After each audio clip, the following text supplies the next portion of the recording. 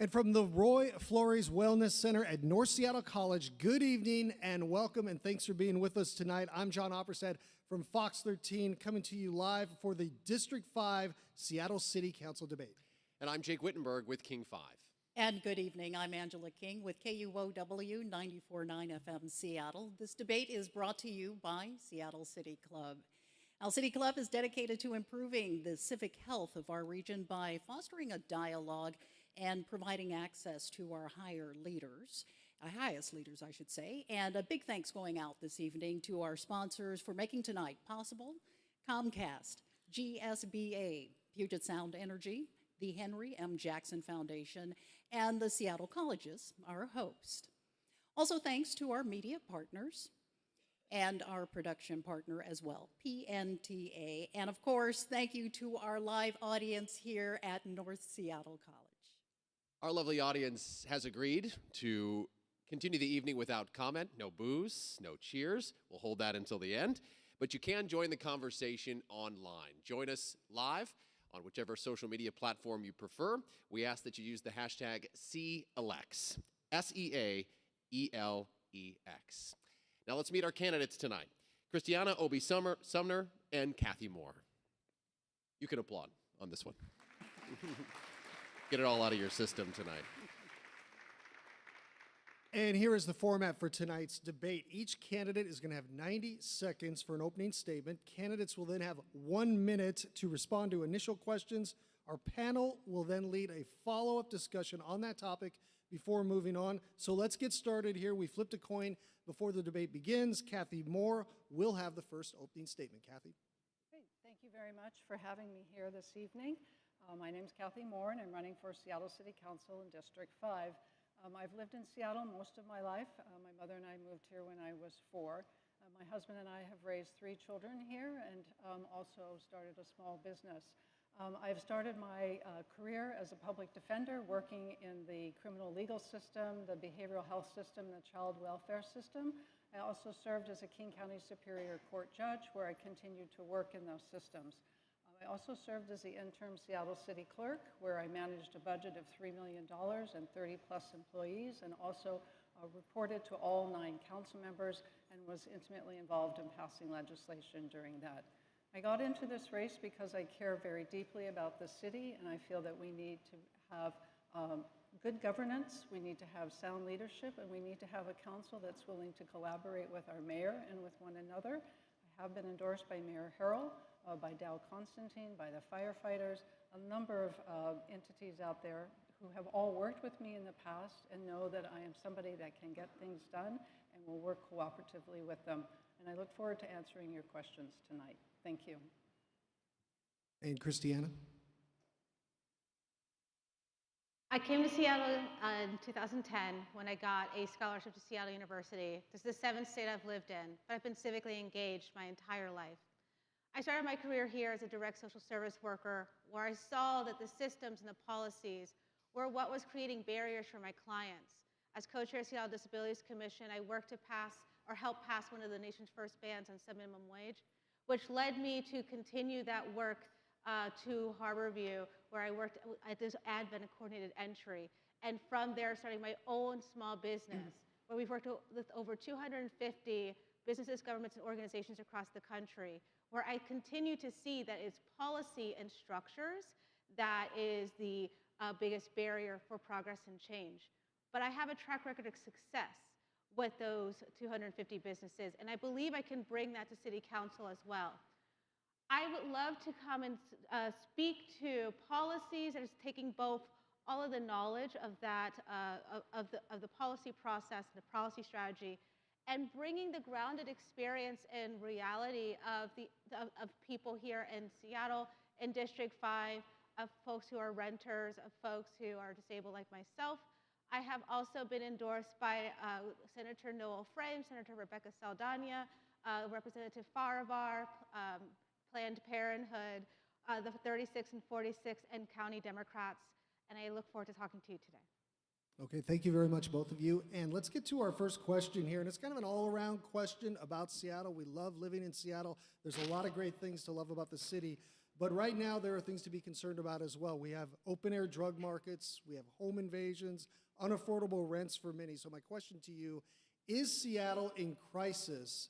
And what would be your first proposal as a city councilor to make the city and District 5 a better place to live? ChrisTiana, we'll go first with you. To be completely honest, after 2020, our nation is in crisis, our world is in crisis. I think that there's a lot going on in our districts that we actually can address and perhaps even be a model towards how we can perhaps move forward as humans. I mean, in the state where we have climate disaster, where we have an economic crisis, we have so many different sort of things that we need to address. What I think is really important here at Seattle, and is why I am so passionate about running for office and have been asked to run for office, is that we really do need to make sure that we have policy solutions and investments that's going to get to the taproot of the issue, that's going to have multiple pathways towards shared goals where everyone can come into coalition and community and find that solution, and that we can actually achieve those goals in a way that is going to be sustainable, effective, and be able to perhaps bring a little bit of hope back to our city. Is there a policy, though, or a proposal that you would want to introduce on day one as a city council member that you think would make the lives of people better?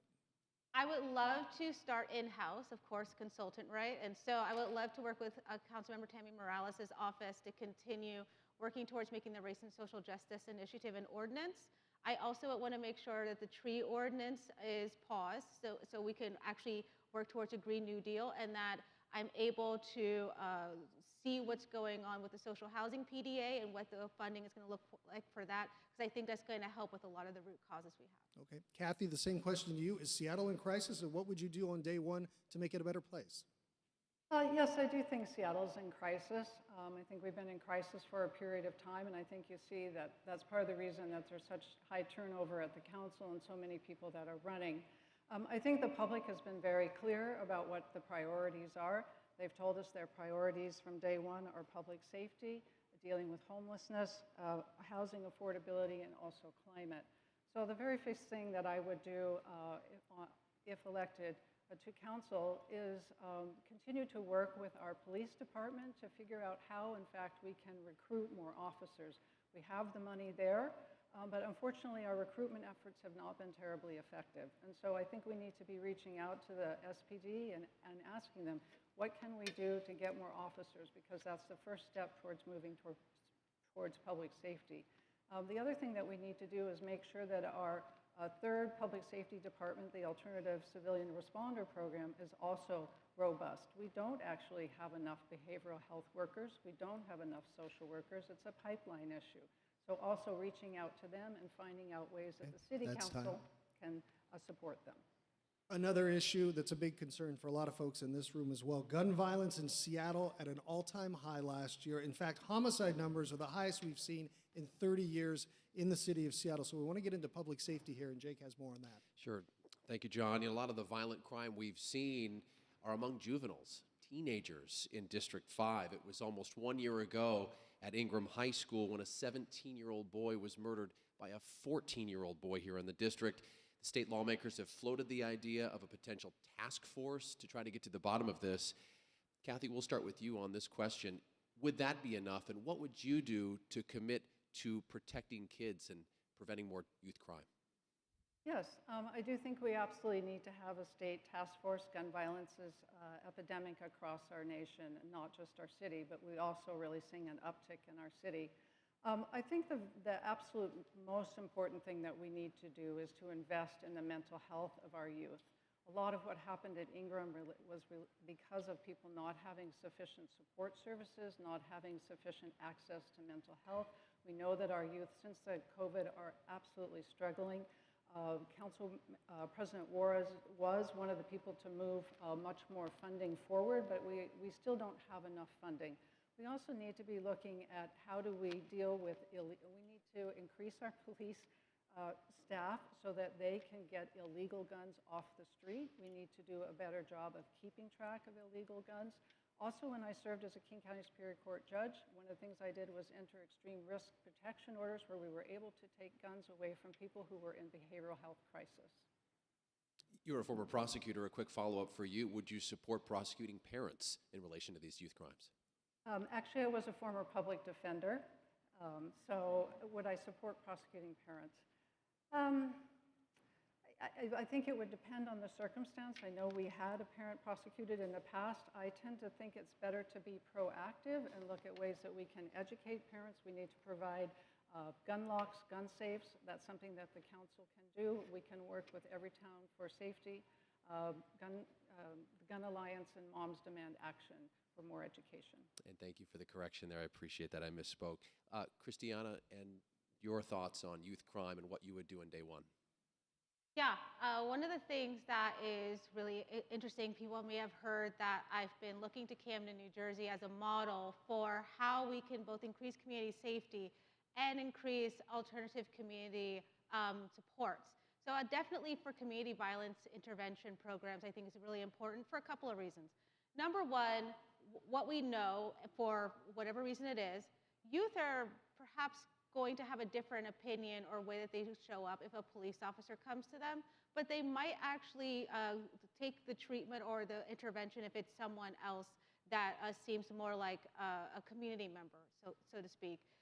Growing up in Camden County, New Jersey, I also know that youth go into crime and gangs when they have an environment where they are low income, they have economic issues, they have housing instability, and so we really do need to make sure that we're addressing those root causes so that we can have at least that stability for our youth, and maybe that can help. That you mentioned, it is a potential gang issue, yet partially the gang unit needs more officers. You've been opposed to increasing the number of officers. Wouldn't that have an impact on the ability to prevent youth crime?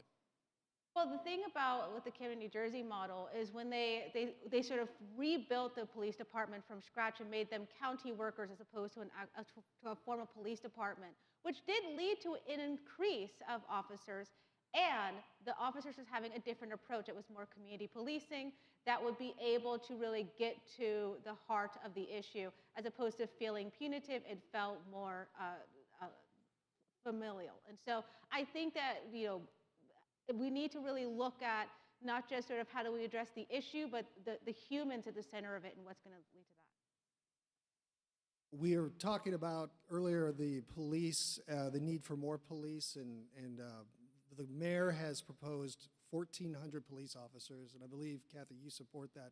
But ChrisTiana, you do not. Can you explain what you would like to see happen instead of that, and does that make Seattle streets safer by not having as many police officers on the force? Yeah, I mean, if you read the Police Enforcement Research Foundation's report across from 2016 to 2020, or 2023 now, you'll see that they say that the recruitment issue has been going on for almost a decade now. And a lot of the interventions that we have are not working.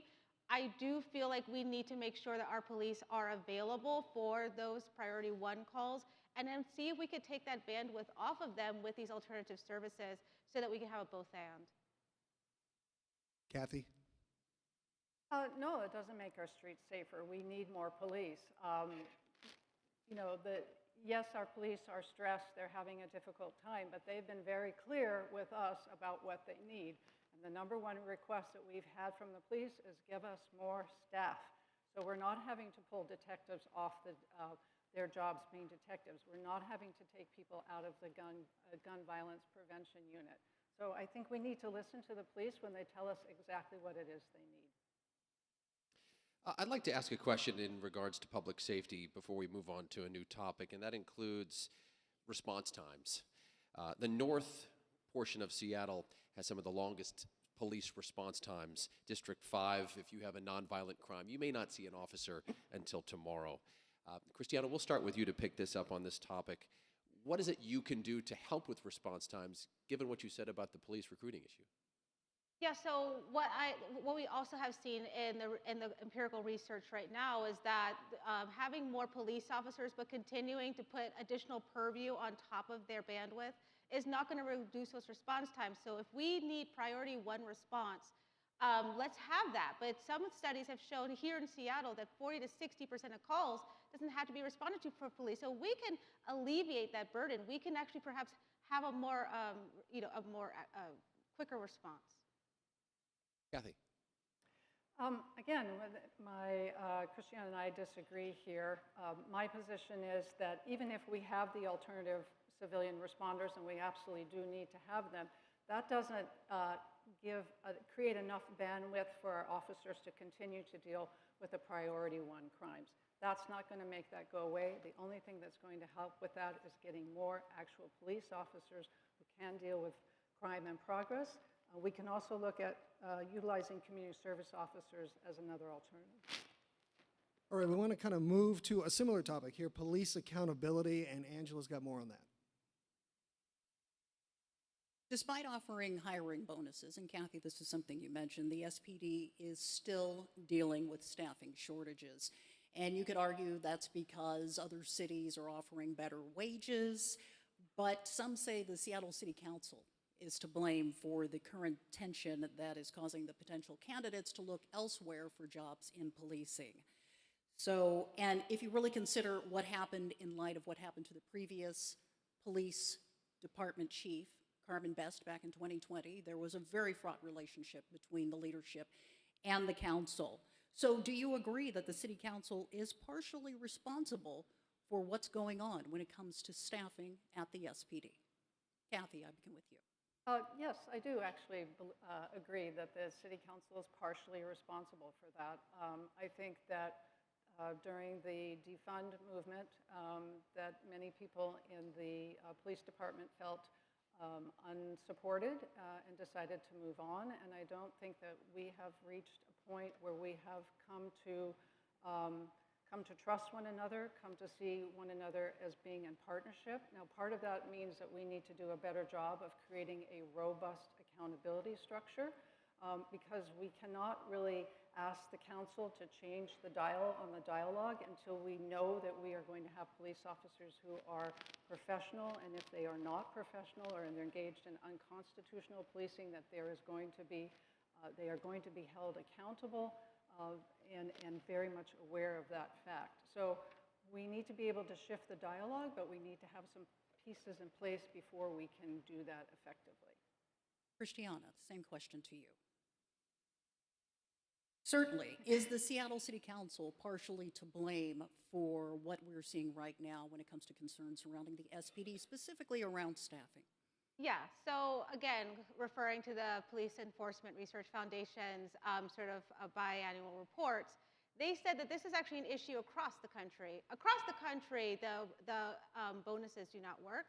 Across the country, folks have felt slighted, starting with Ferguson, Missouri.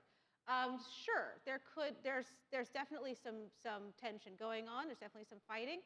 But I do think that what's important is to look at the longitudinal data across the country. But also, I would say the number one thing I've heard from constituents that they're really looking for is a city council who's willing to actually focus on the goals and not get stuck in sort of minutia or fighting that sort of gets folks off that plan. And that's also going to go for police and other departments as well to move towards those shared goals. So a follow-up question on that front.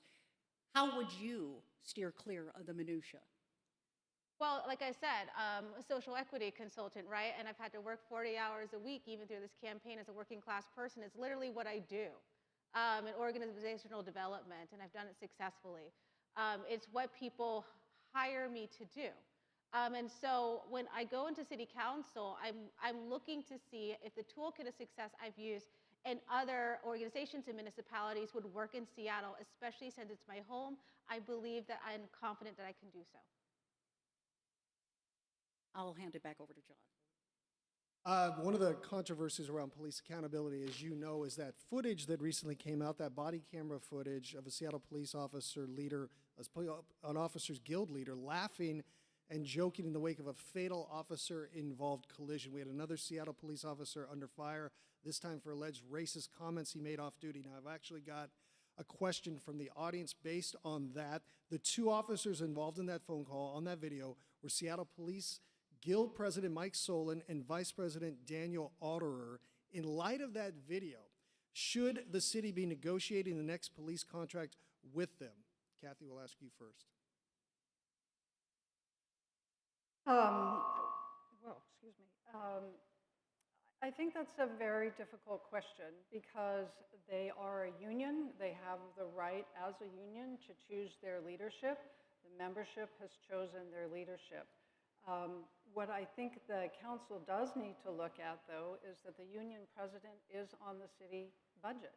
The city council pays part of the salary of the president. And I do not think that that is appropriate.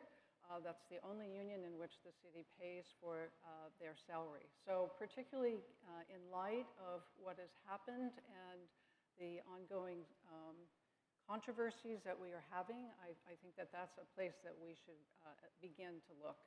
Okay. ChrisTiana? I, like most of you, grew up in a society where the police were supposed to be the good guys with the badge. You know, I had DARE in my school when we had that. And when I think about police, I think about people who respect everyone and don't see someone, whatever their age is, to be literally 10% of the area median wage here in Seattle. Any organization, any department, any professional space needs to have accountability. And I believe that if we do not hold police accountable to fulfilling their civic duty of protecting and respecting us, I think that there needs to be recourse for that. John, Jake I'd has ask a a follow-up on that if I can. Would you vote for a police contract that does not include additional accountability measures in it? Absolutely not. I think that whether we had 2020 happen or not, I think what we have here to show, even before 2020, is that there is something going on with the Seattle Police Department in terms of their, whether it's culture, whether it's temperament, whatever that is. I would really love to see if we could work with them to, in the ways that they did in Community New Jersey, see if they can actually build trust and rapport with the community, but there's gonna have to be some work, and until then, we need to put those measures in place. Thank you, Cathy. I'd like to ask you the same question. Would you at any point support a new police contract without this measure of accountability in it? Oh, absolutely not. That is the bottom line. We have to have the accountability provisions in place. In fact, the council in 2017 passed a very robust accountability ordinance. Unfortunately, it was bargained away. Those provisions are now in the SPMA contract. I don't see any reason why they shouldn't be in the patrol contract. Additionally, in answer to your question, the last question, if we don't negotiate with the current leadership, we're not going to get a contract that has accountability provisions in it.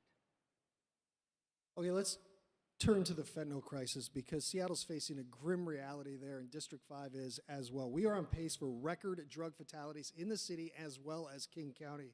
So Seattle's fire chief actually says treatment options are lacking right now for folks who are addicted. Would you support the city investing in private treatment?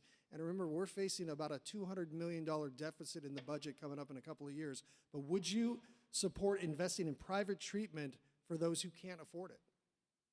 Absolutely. Treatment is critical, and Councilmember Nelson last year, I believe, proposed a pilot program that would have provided basically walk-in treatment for free to individuals, and this current council did not pass it.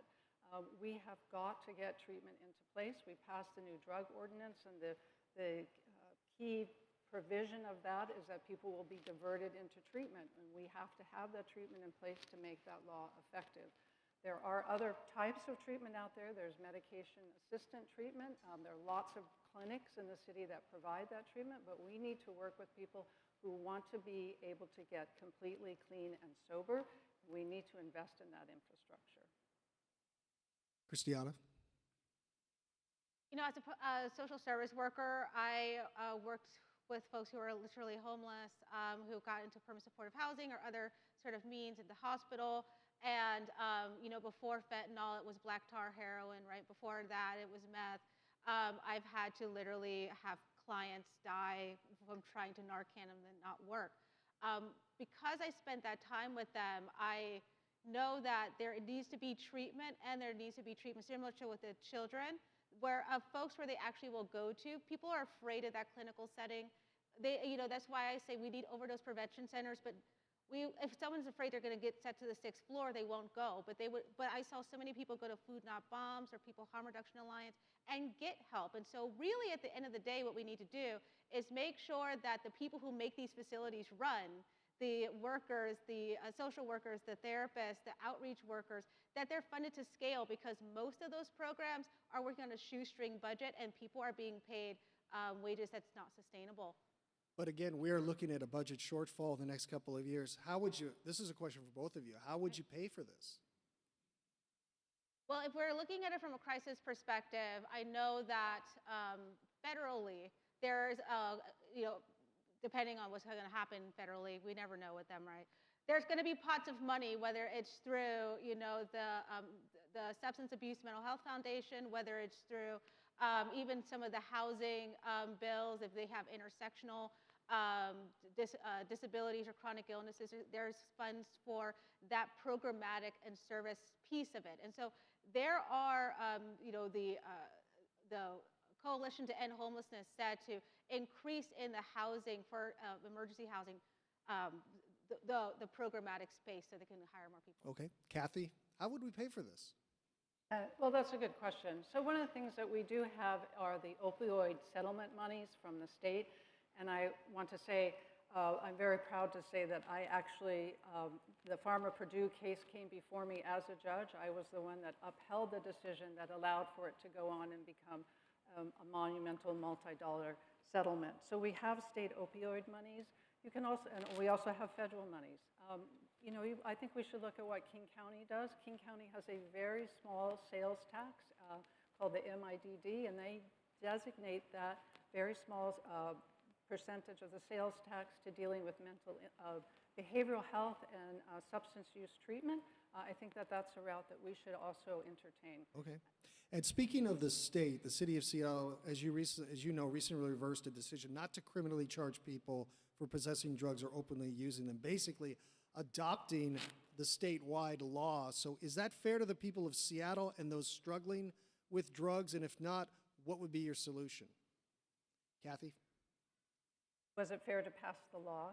Is that law fair to change it to where you can now criminalize drug use and open drug use? Well, I think the city really had no choice but to codify the state law. I don't think that the city should be in a position of deciding which state laws it's going to enforce and not enforce. I think that's a slippery slope.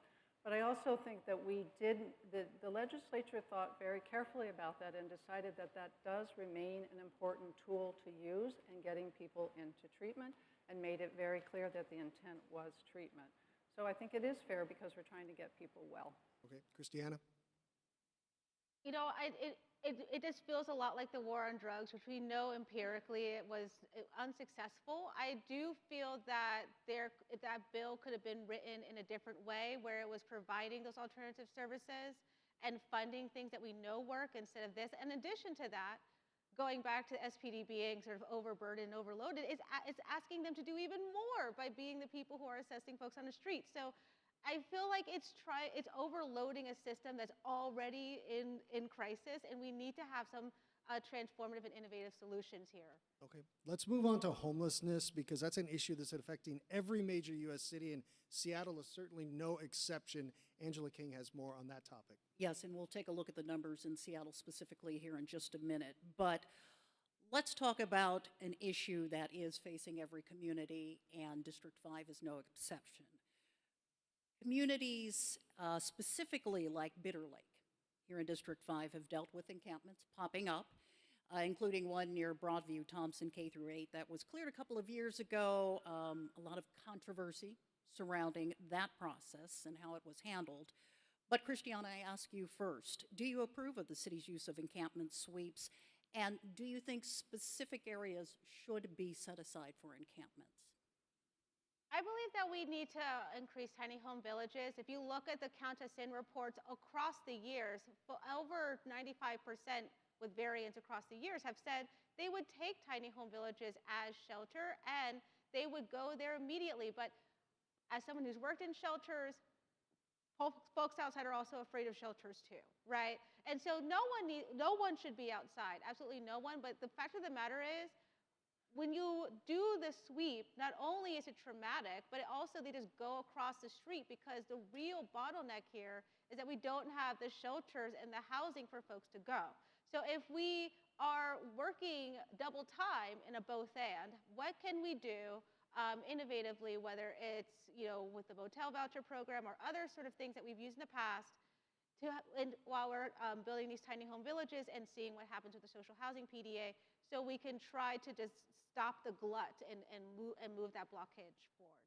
So again, are you against? I am 100% against encampments. Yes, I don't. Against encampments or sweeps? The sweeps. Okay. Encampment sweeps. I mean, at this point, if they need to have folks in a specific area, I would just make sure that it wasn't an area that would be harmful in other ways to the folks who would be living there, because they are also humans too. Yes. We are all a community. Cathy, question to you. Same question. So I do support Mayor Harrell's approach. His administration's approach is to do outreach, to offer services, and to offer shelter.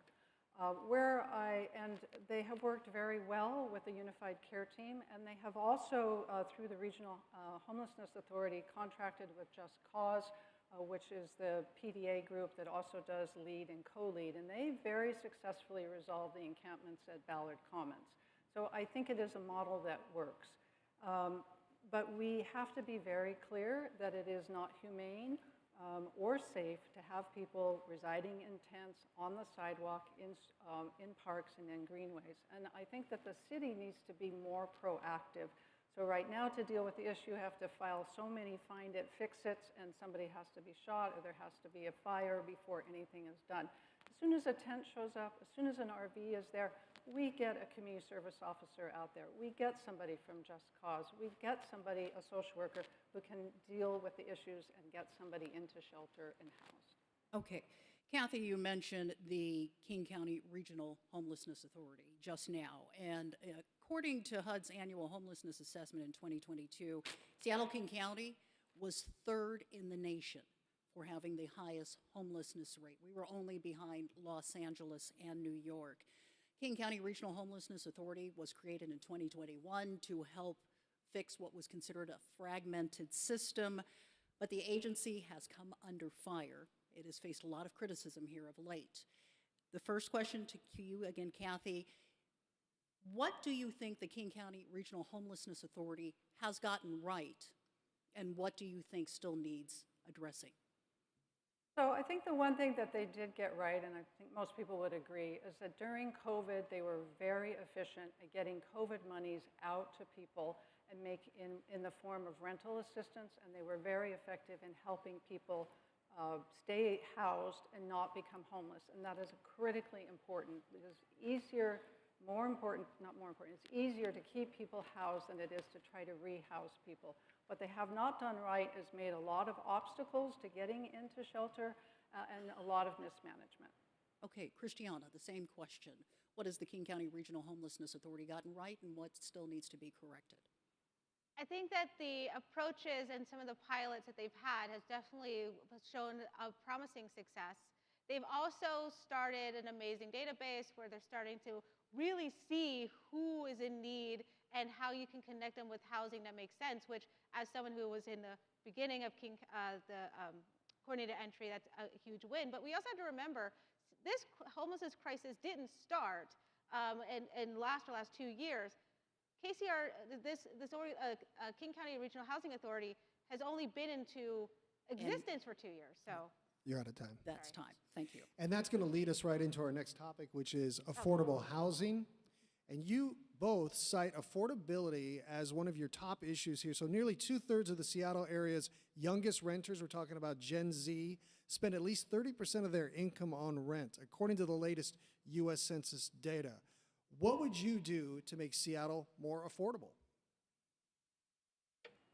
Cathy, let's go to you first. Well, we definitely need to build more housing. We have a housing supply issue, and we certainly have an affordable housing supply issue.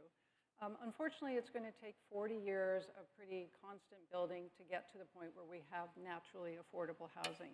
So we have to look at how do we create affordable housing.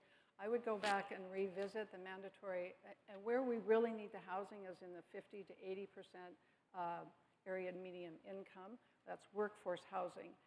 We need to go back and relook at the mandatory housing affordability ordinance and require that there be more on-site housing put in rather than in lieu funding, because there's a 4 to 5 year lag from the in lieu funding to actual putting housing in place. We need to look at extending rental subsidies through perhaps increasing the jumpstart tax, and looking at tax exemptions and expanding them out to, property tax exemptions, expanding them out to 50 years rather than 12 for subsidized rent. ChrisTiana. Yeah, so to continue with the statistics, right, that the average one-bedroom apartment in the city is about $1,600. You would have to make about $70,000 a year to have the 3 times the income to even qualify for that. And most folks, when they're just coming out of college and their career, is not going to make that amount. Not to mention that the average apartment in the city is like 500 square feet, and it's a studio or 1 bedroom. So what happens if you get married? What happens if you have a family, right? And so that really drives up the price. We really need to, I think the social housing PDA is going to really perhaps help, because that's going to be based on income in a way that otherwise was restricted based on HUD or federal guidelines that makes it lower. But especially if we're talking in the 70,000 range and higher when you have a family, even if you are making area median income, the housing right now is really terrible. And so I think that we need to look at what's going on with the prices and make sure that we are able to have a market that's affordable. Well, ChrisTiana, you talk about affordability and what it would cost to rent an apartment. Would you lobby the state to legalize rent control? And if that happened, what kind of policies would you put into place? I would definitely think that we need to do something. So I wouldn't say it will only be rent control or rent stabilization perhaps, but I definitely would say we have to do something. One of the first things that we would do is that, we've been hearing about how the larger property management companies are using sort of this internal service where they might sort of be price gouging and driving up that cost. Really looking into that, because if that is happening, we need to break that, sort of essentially antitrust it, so we can see if that can bring down the rents as well. All right, Cathy, same question. Would I lobby for the city? Yes, do you support rent control, and would you lobby the state for such a measure? No, I do not support rent control. I think it's been shown, if you just look at San Francisco and New York City, where they both have rent control, it has not resolved the issue of skyrocketing rents. I think that what we do need to do, though, is we have put in place some tenant protections that have been very important in terms of giving tenants a long period of notice when rent is going up, in terms of providing relocation assistance. The city needs to do a better job of connecting landlords to tenants in that instance. And we also need to look at working with small landlords. All right, and that's time. Sorry. All right. Well, when we talk about affordable housing, the question is, where would it go? And we, here in District 5, there's always the big question right now about the Jackson Park Golf Course. Should that be turned into a green space, or should that be made available for further housing development? ChrisTiana, I pose the question to you first. Sure. I think that the biggest conflict I'm hearing about Jackson Park is that it feels inaccessible to people, and that we don't have a lot of land. That's really the biggest scarcity area that we don't have is land, right? And so speaking with Jackson Park for All, that's sort of their idea is like, well, here's this big swath of land that we can't really access.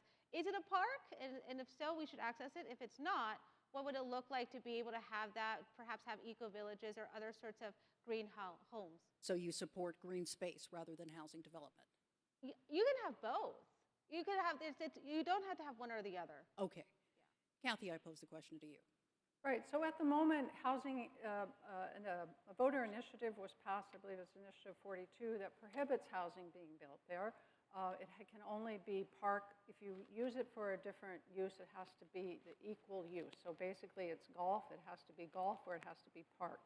So right now that would require a voter initiative or a lawsuit, and I don't think And that right that's... now, one is on the table that is being proposed. Well, we have to see what happens, but at the moment, it's illegal at the moment. So housing is not an option at this time. I do have a follow-up. ChrisTiana, this is one of 3 city-run golf courses that we have, and it also is pretty much packed every day of the week, at least in the spring, summer, and fall, bringing in millions of dollars in revenue. So how do you make up that money if you turn it into green space? My understanding is, I think that for golf, it's a sport. I know that some of the high schools go and play there. It's not that the entire golf course will go away, but again, we have a crisis for housing that's actually in green spaces, because just because we have affordable housing, folks want to live in green spaces too. They don't always want to live in concrete, right? And so I think it's really important that we actually see how revenue neutral it is and go from there. Okay, we want to turn to transit and infrastructure, obviously a big issue in our area as well, and Jake has more on that. Yeah, and Northgate Station is poised to be one of the busiest transportation hubs and corridors when it's all complete. Cathy, you live near Northgate. Currently, Council District 5 Councilmember Deborah Juarez says she's proud of her work to reimagine Northgate with the Kraken Iceplex and the John Lewis Memorial Bridge connecting both sides of I-5. But we've seen at these transit stations a real problem with crime and violence.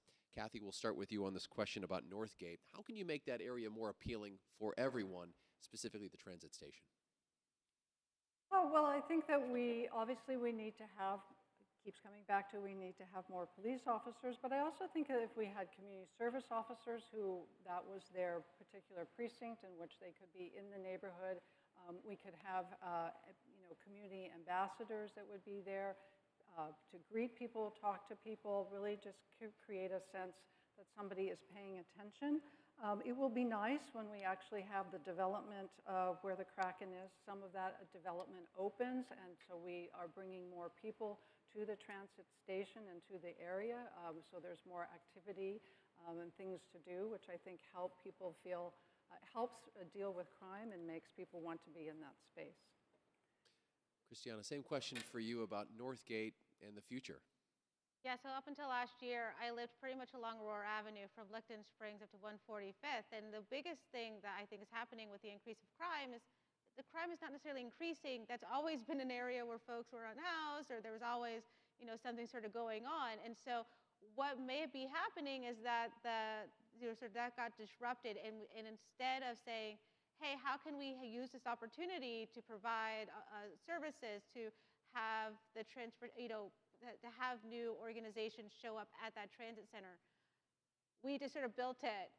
And so I would love to see, especially a mixed-use development in that space, and have housing, have services, have resources, where there's a third place, not just for, for everyone, all of our neighbors to go. And that can not only be a place for folks to be able to get the help that they need and to be able to get off of the street, but also for us all to get to know each other and to build a community again. Sound Transit and Metro both have budget shortfalls. They're finding it difficult to fully staff what they need when it comes to security. As a city council member, would you be able to implement any change or anything to add to the security measures at the Sound Transit? Yeah, I think that again, it goes back to the real upstream issue here is the fact that there are so many different industries, so many different areas where folks are underpaid, and they are asking for increases. And they're all the jobs that we really need: social workers, bus drivers, things like that. So what I would do to make sure that we have the security, to have the services, is to make sure that we really are investing in those core root solutions to have wage parity. All right, let's get into the city budget. We mentioned that there could be as much as a $250 million deficit by 2025. So Angela is going to give you a couple of questions about that. Yeah, and we could be looking at another $207 million deficit come 2026. So the problem seems to be compiling upon itself. A recent report from the Revenue Stabilization Work Group says Seattle is outpacing tax revenues. So how does the city balance the budget while also maintaining essential services? Or another way to pose that question is, can you give us an example of where the city right now could better manage spending? Cathy, I'm going to start with you on this question. Better management. Well, I think that we do have a lot of duplicative services. We have a lot of outreach that's being done. We have a lot of different nonprofits that the city is funding through contracts that I think many of them are doing the same job, and it would be nice if we could get them to collaborate and consolidate. But I think that what we really need to do, first thing, the next council, is to have a forensic audit as well as a performance audit so that we actually know where all the money's being spent, where it is in the departments, and the next council is operating from the same set of facts and the same baseline. And then at that point, we are going to actually be able to answer that question. Where are we overspending? Where can we find efficiencies without necessarily having to lay people off, but become more efficient and more lean like King County does? Can you give us an example where these services or organizations' processes are repetitive? No, truthfully, I can't. I don't know the details enough. I have a lot of assumptions, and I don't think it's good policy to operate from assumptions, and that's why I think it's important to have the forensic audit done, to be smart and fair about what's being pursued. All right, ChrisTiana, can you give us an example of where you think the city could better budget its funding? Sure. So as you know, I always joke and say I'm a wonk, right? And so I just got done reading this some 90-page budget proposal that was put forth by our mayor and previous ones at that. It's really concerning that around a third of the SPD's budget is in overtime. That goes to show again that they are overworked. And really, if we're sitting here, we've talked this entire time about that we don't have enough housing, we don't have enough services, we have folks on the street. The last thing we need to do is to reduce social services. As a matter of fact, I think that there could be a both and a win-win here if we try to make sure that the police are well and that they're able to really focus on those priority one calls and to see if there's any sort of like based on the services that perhaps we would transfer that purview to folks already doing that work, see what the average cost of that is, and see if that could help with seed funding, as well as making sure that we pass something like a capital gains tax. Well, you bring up taxes. It sounds like you would support something like that. Yeah, definitely. I mean, something that I think is really important is that we have the most regressive tax system in the city, and in the state, and the most regressive tax system in the country. And so some of those suggestions from the Revenue Stabilization Task Force, we need to really have a council that's going to go and lobby around the equal taxation clause in our Constitution, because we won't be able to even put a tax brackets like we do for our federal taxes in place with that. And if we don't have progressive taxation, we're always going to be behind on revenue. Thank you. Cathy, do you support raising taxes or implementing new ones to address the city's current budget crisis? Right, so again, as I said, I think the very first step is to do a forensic audit as well as a performance audit. I think that it really comes down to three things. We need to look at where we can be more efficient. We need to look at how we can expand our tax base. And then we also need to look at how we can generate additional revenue.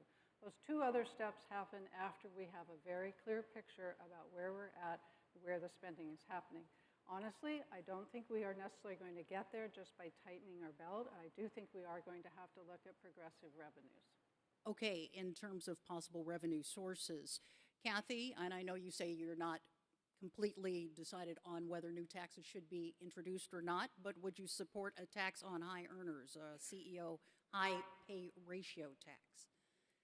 Yes, I think based on what I know at this point, I would, and it would be easily incorporated into the Jumpstart tax. How about a tax on vacant property? Potentially. The concern I have with that is that there are smaller landowners who have kept their property vacant because of unfavorable laws, and we don't necessarily want to have the unintended consequence of hurting small small landowners. Larger vacant properties, absolutely. All right, I'm going to hand it back over to John. Okay, and we're actually almost out of time. We've made it. Thanks for discussing these important topics, both of you. We're almost out of time, but before we go, we got our lightning round, our very exciting lightning round to bring to you. So these are just yes or no questions. I see you have the paddles in your hand. One is a green thumbs up, the other is an orange thumbs down, and these are, again, yes or no questions. 2 minutes on the clock, and we go. Angela first. Would you support a congestion pricing measure to reduce traffic and air pollution? Do you support redirecting funds from the police budget to social services and community programs? Would you support a pilot program to implement a universal basic income measure similar to what Tacoma tried? Deborah Juarez admitted she was surprised as some of the aspects of the job when she was elected. Do you think you'll understand the job? And if you could also say yes or no as well. Oh, yes. Sorry, we didn't make that clear, so not your fault at all. Do you think your policies would, for the most part, align with Mayor Harrell? Do you support rent control in Seattle? And again, say yes or no? Yes. Oh, no. If we see another surge in COVID cases, are you in favor of lockdowns or mask mandates and/or mask mandates? Yes to both. Is Seattle coming back? I think so, yeah. Speaking of coming back, should the Sonics and the NBA return to Seattle? Yes. Why are you doing that? Gotta throw the Sonics question in, sorry. Exactly. Should District 5 get another dog park? Oh, yeah. All right, dog lovers there. Barkley will love it. Will the Mariners win the World Series by 2030? Yes. I hope so. Very optimistic. All right, the last one. The Golden Retriever is Seattle's most popular dog, but is it the best breed? I have a Yorkie. I can't say that. So, It's actually a trick question because all breeds are the best and all dogs are the best. Absolutely. Yes, yes, yes. All right, we're going to give you both 60 seconds now for closing statements. And ChrisTiana, let's have you go first. you know, I decided to run, like I said, because there are so many people who I've worked with that called me up between Gluttonous Eating Holiday and the beginning of the year when the current council member said they weren't going to run and asked me to. And why? Because I do have that track record of success. I do have the community supports, the people who have endorsed me. I've already worked with them to pass policies. And the toolkit that I've built and bring, I've used in other municipalities across the country. I know and I am confident that I can not only bring that toolkit to bring change, to bring progress, to bring us together, but also hopefully so that we can build a community, not just in District 5, but I've been here for 13 years now, and it's home. And I really want to be able to have a space that has third places, transit, housing, where we all can be in sort of have those multiple pathways towards shared goals. So thank you, and I humbly ask for your vote. And Cathy? Well, thank you all very much for the opportunity to be here tonight. I got into this race because I have lived in Seattle on and off since I was 4 years old. I have raised, with my husband, 3 sons here who all went to Seattle Public Schools. I want them to be proud of the city. I want them to be able to live in the city. I have a deeply personal commitment to this city being the best that it can be, being thriving, healthy, and equitable. I have spent the past 30 years of my life devoted to public service. I have served as a public defender. I have served as chair of the Seattle Human Rights Commission. I served as the interim Seattle City Clerk. And most recently, I served as a King County Superior Court judge. In all of those roles, I dealt with complicated issues. I had to make tough decisions that affected the daily lives of individuals. This is a very complicated job. We need somebody that can hit the ground running, somebody that has a track record of collaborative, established relationships. I think if you look at my endorsements, it's very clear that all of those respected leadership believe that I'm the person to do the job, and I would be honored to have your vote. Thank you very much. Thanks to both of you for, oh, sorry about that. Thank you, both of you, for joining us tonight. And a reminder to the folks in the audience and the folks at home, democracy doesn't happen without you and your vote. And speaking of voting, we are now, just about 20 some November odd 7th. days Yeah. away from November 7th. So there is still time. Coming up quick. When you get your ballot, make sure it is postmarked by Tuesday, November the 7th, or make sure it's in a drop box by 8 p.m. that night. And if you're not registered yet or need more information as to how to update your ballot information, not too late. Just go to votewa.gov for more information. Again, thank you to our candidates here tonight. And I think, Jake, it's your time to cue the moment that everyone's been waiting for. The here moment we've tonight. all been waiting for. Let's give it up for our two candidates this evening, ChrisTiana ObeySumner and Cathy Moore. Thanks to the two of you for being here and giving us some insight into where you stand on the issues.